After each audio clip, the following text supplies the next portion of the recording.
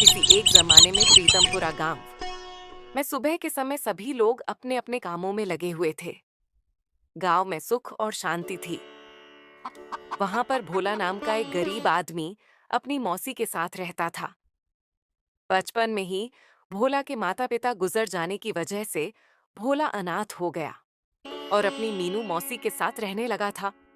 बस अपने 2 एकड़ जमीन में भोला जैसे तैसे अपना गुजारा कर लेता था। भोला सच में बहुत भोला था। अगर किसी ने उससे कुछ झूठ भी कह दिया तो वह सच मान के उसकी मदद कर देता। इसी बात का फायदा सारे गांव वाले उठाते और भोला से मदद मांगते रहते थे। एक दिन भोला शाम के वक्त खेतों से अपने घर लौट रहा था। अचानक उसे गांव का ही एक आदमी रघुवीर मिलता है। कहाँ जा रहे हो रघुवीर भैया? इतनी जल्दी जल्दी में? बस वैद्य जी के पास जा रहा हूँ अपने बैल को देखने। क्यों? क्या हुआ बैल को? पिछले साल ही तो नया खरीदा था तुमने। क्या बताऊं भोला, अब तुम्हें बड़ी मुसीबत आन पड़ी है। मुझ पर तो एक ही बैल था मेरे पास, जो मेरा सहारा था और हर सुख दुख में मेरे काम में आता था। बेचारा अकेला पूरा खेतों में काम करता था। ज्यादा काम करने से मेरा बैल बीमार पड़ गया है। अब इतने पैसे भी नहीं है मेरे पास कि मैं नया बैल खरीद सकूं। पता नहीं अब मेरे परिवार का गुजारा कैसे होगा। भोला के होते हुए क्यों चिंता करते हो रघुवीर भैया? क्या मैं तुम्हारे सगे भाई जैसा नहीं हूँ? अगर एक भाई पर मुसीबत आन पड़ी है तो दूसरा भाई क्या देखता रहेगा? तुम मेरा बैल अपने खेतों में ले जा सकते हो। धन्यवाद भोला। तुम्हारे जैसा सीधा साधा और ईमानदार आदमी मैंने अपने पूरे गांव में नहीं देखा, मगर मुझे तुम बैल देने के बाद तुम अपने खेतों में काम कैसे करोगे? इसकी चिंता तुम मत करो रघुवीर भैया। बस तुम अपने बीमार बैल और खेतों का ध्यान रखो। मैं तो अकेला हूँ, जैसे तैसे अपना गुजारा कर ही लूंगा। और रघुवीर को बैल देकर भोला खाली हाथ अपने घर लौट आता है। मौसी की नजर भोला पर पड़ती है। बैल को उसके साथ न देखकर मौसी थोड़ा चौंक जाती है और भोला से कहती है, अरे ये क्या, तुम खाली हाथ आए। बैल कहाँ है? क्या उसे कुछ हो गया है? नहीं मौसी, रास्ते में रघुवीर मिला था। बेचारा बहुत दुखी था। उसका बैल बीमार हो गया है, तो मैंने अपना बैल उसको दे दिया है। हे भगवान, भोले राम, तुम सच में भोले हो। अब तुम बिना बैल के अपने खेतों में कैसे काम करोगे? बारिश के दिन शुरू होने वाले हैं और तुमने अपना बैल दूसरे को दिया है।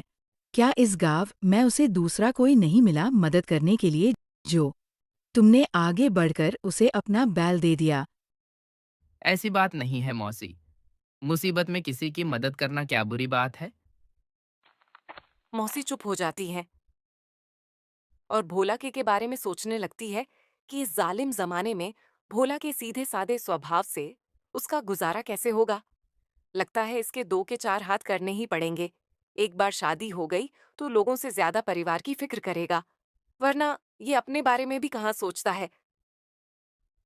जल्दी ही मीनू मौसी दूसरे गांव की सुनीता नामक एक अच्छी सी लड़की देखकर भोला की शादी कर देती है। सुनीता एक समझदार और होशियार लड़की थी। दोनों हंसी खुशी जो मिला उसे संतुष्टि मानकर जिंदगी गुजारने लगते हैं। बारिश के दिन शुरू होने वाले होते हैं। भोला को अपने खेतों की चिंता सताने लगती है। ए जी सुनिए, क्या हुआ? आप इतने चिंतित क्यों लग रहे हैं? यूं ही बस खेतों और अपने परिवार के बारे में सोच रहा था। पहले मैं अकेला था तो जैसे तैसे गुजारा कर लेता था, पर अब मुझे तुम्हारी ज्यादा फिक्र होती है। तुम मेरे बारे में क्या सोचती होगी? किस गरीब से पाला पड़ा है? पर मैं तो आपके बारे में कुछ और ही सोचती हूँ। अच्छा, ऐसा क्या सोचती हो मेरे बारे में, जरा मैं भी तो जानूं। कुछ नहीं, बस आप बहुत साफ दिल इंसान हैं और यही आपकी खासियत है। सुनीता, बारिश के दिन आने वाले हैं। हमें अपने खेती के बारे में सोचना चाहिए। सुनिए, मौसी एक बार यूं ही बातों-बातों बता रही थी कि आपके पास एक बैल था जो आपने मुसीबत के वक़्त एक दोस्त को दिया था। हाँ, अब तो रघुवीर का बैल भी ठीक हो गया होगा। अच्छा हुआ तुमने यह बात मुझे याद दिलाई। मैं कल ही उसके घर जाकर अपना बैल लेकर आता हूँ। और दूसरे दिन भोला रघुवीर के घर जाता है। अरे भोला, तुम यहाँ कैसे? कहो क्या बात है? तो रघुवीर भाई, मुझे खेतों में काम शुरू करना है, और तुम तो जानते ही हो मेरी हालत। मेरे पास इतने रुपए नहीं है कि मैं नया बैल खरीद सकूं। तो मुझे मेरा बैल वापस लौटा दीजिए। अब तो आपका बीमार बैल भी ठीक हो गया होगा क्या? हाँ हाँ, क्यों नहीं, पर बात ऐसी है कि तुम्हारा बैल चोरी हो गया है। मैं एक दिन गांव गया था, तो कुछ चोरों ने मेरा घर लूटा और कुछ ना पाकर बाहर खड़े बैल को ही ले गए। तो वह फिर आपने मुझे बताया क्यों नहीं? किस मुंह से बात करता? मैं तुमसे बोला, इसलिए मैंने बात को जाने देना ही ठीक समझा। और वैसे भी तुम्हारा गुजारा जैसे तैसे हो ही रहा था, इसलिए मैं तुम्हारे पास नहीं आया। पर रघुवीर भैया, अब बात अलग है। मैं अकेला नहीं हूँ, परिवार भी साथ है नहीं। देखो, जो सच था वो मैंने बता दिया, आगे तुम्हारी मर्जी। बड़े उदास मन से भोला घर लौट आता है। ए जी, सुनिए क्या हुआ? कुछ बात बनी? रघुवीर कहता है बैल चोरी हो गया। पर हमने तो दूर दूर तक चोरी की बात नहीं सुनी। अजी सुनिए, जरा बाजार जाकर राशन ला दीजिए। घर का राशन खत्म होने को आया है और बारिश के दिन भी शुरू होने वाले हैं। अच्छा अच्छा, ठीक है, जाता हूँ। सुनो, भोला जैसे ही बाजार की ओर निकलता है, अरे जोर से बिजली कड़कने की आवाज आती है और जोर की बारिश शुरू होती है। सुनीता, आज बारिश बहुत ही तेज है। मैं कल चला जाता हूँ। जैसा आप ठीक समझे। दूसरे दिन भोला को बहुत तेज बुखार आता है। सुनिए, आप घर पर आराम करिए। मैं बाजार जाकर राशन ले आती हूँ। मैंने मौसी को बताया है, वो कुछ देर आपका ख्याल रखेंगी। अच्छा ठीक है, कहकर भोला सो जाता है। सुनीता बाजार जाती है। बाजार का सामान खरीदकर सुनीता घर जाने को निकल ही रही होती है कि उसकी नजर रघुवीर पर पड़ती है। अरे ये यहाँ क्या कर रहा है? और इसके पास तो एक बैल भी है जरूर। दाल में कुछ काला है। कुछ काला है समझकर सुनीता वहीं रुक जाती है। रघुवीर जाने के बाद सुनीता उस आदमी बात निकालने के लिए पूछताछ करती है। सुनो भैया, तुमने ये बैल कितने में खरीदा? तुम्हें इससे मतलब? कौन हो तुम? और तुम ये सब क्यों पूछ रही हो? सुनीता को लगता है ये आदमी थोड़ा टेढ़ा है। अब बारिश का मौसम आ रहा है ना, और हमें नया बैल खरीदना है। और रघुवीर भैया को आपसे बैल का सौदा करते सुना, इसलिए पूछ रही। ओ अच्छा अच्छा, तो तुम रघुवीर के गांव की हो। मैंने ये बैल पूरे 25,000 रुपए में खरीदा है। लगता है रघुवीर आपको भी चुना लगा गया है। क्या मतलब? मैं समझा नहीं, जरा साफ साफ बताओ। अरे भैया, बैल तो एक आंख से अंधा है और बैल की दूसरी आंख भी जल्द ही खराब होने वाली है। इसीलिए तो हमने बैल खरीदा नहीं। अगर ये देखेगा नहीं तो खेतों का काम कैसे करेगा, और इसके दवा का खर्चा अलग से देना होगा। बस दिन भर घर बैठकर चारा खाने के अलावा इसे कोई काम नहीं रहेगा। बस यही सोचकर हमने बैल नहीं खरीदा। तो ये बात है। तुमने बिल्कुल ठीक किया, अच्छा हुआ तुमने समय रहते मुझे ये बात बताई है। अब मुझे भी ये बैल नहीं चाहिए। मैं कल ही उसे बैल देकर अपना रुपया लेकर रहूंगा।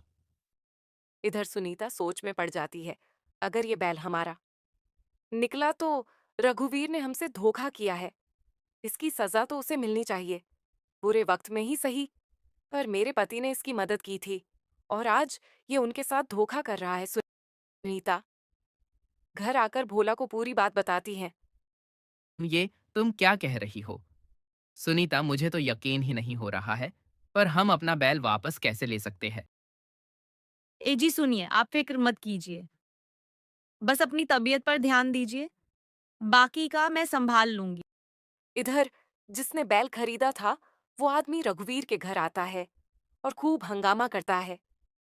सुनो रघुवीर, तुमने मुझे धोखे से अंधा बैल बेचा है। मुझे ये सौदा नहीं करना। मुझे मेरे रुपए वापस चाहिए। जी, क्या बात कह रहे हो? लगता है तुमको कुछ गलतफहमी हो गई है। ऐसी कोई बात नहीं है। वो मैं कुछ नहीं जानता मुझे। अब बैल नहीं खरीदना। बस मेरे रुपए लौटा दो। दोनों की बहस सुनकर गांव के लोग जमा होते हैं। उधर से सुनीता और भोला भी आते हैं और भोला अपने बैल को पहचान जाता है और रघुवीर से कहता है, मैंने तुम्हें अपना बैल तुम्हारी मुसीबत देखकर दिया था और तुम इसे ही बेचने चले थे। इतने सारे गांव वालों के सामने अब रघुवीर के आगे सच बोलने के अलावा कुछ नहीं रहता और रघुवीर अपनी गलती मान लेता है। भोला और सुनीता अपने बैल को लेकर घर वापस आते हैं। भोला सुनीता से कहता है, तुम तो बड़ी होशियार निकली। अच्छा हुआ सुनीता, तुमने उन दोनों की बातें सुन ली, वरना हमारा बैल तो बिक जाता। हाँ, वो सब ठीक है, लेकिन आप आज मुझसे एक वादा कीजिए, बिना सच्चाई जाने आप किसी की भी मदद नहीं करेंगे।